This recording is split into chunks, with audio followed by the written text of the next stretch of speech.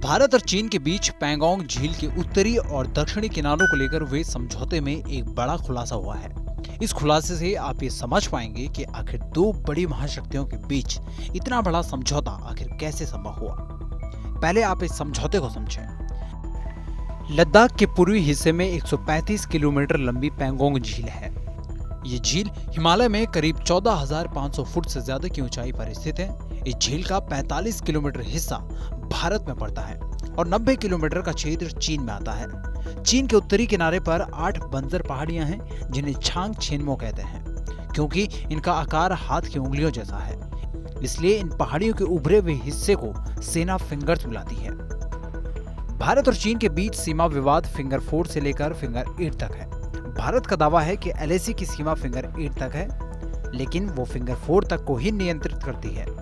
Finger 8 पर चीन का पोस्ट है, लेकिन चीन का मानना है कि एलएसी फिंगर 2 तक है।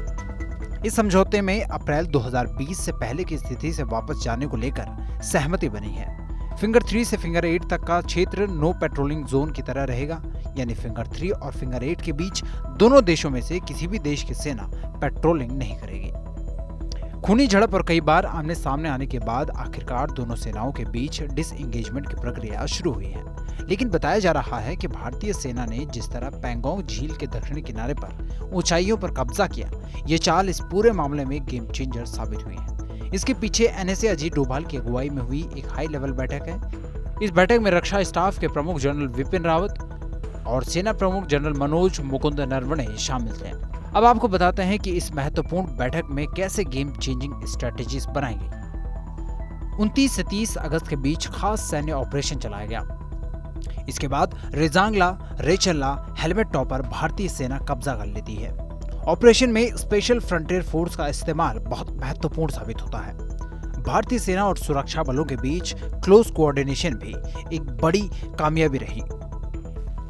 बैठक के दौरान यह मास्टर प्लान इसलिए बनाया गया ताकि ऐसा करके चीन को बातचीत की मेज पर लाया जा सके, और बाद में हुआ भी वही।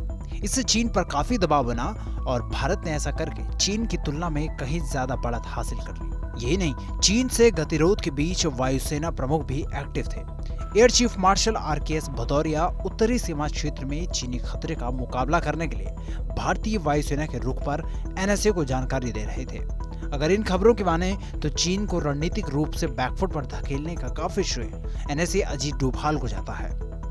इस पूरी खबर पर आपकी क्या राय है, ये कमेंट सेक्शन में हमें जरूर बताएं और देश दुनिया की अन्य बड़ी खबरों के लिए सब्सक्राइब करें TV9 भारतवर्ष।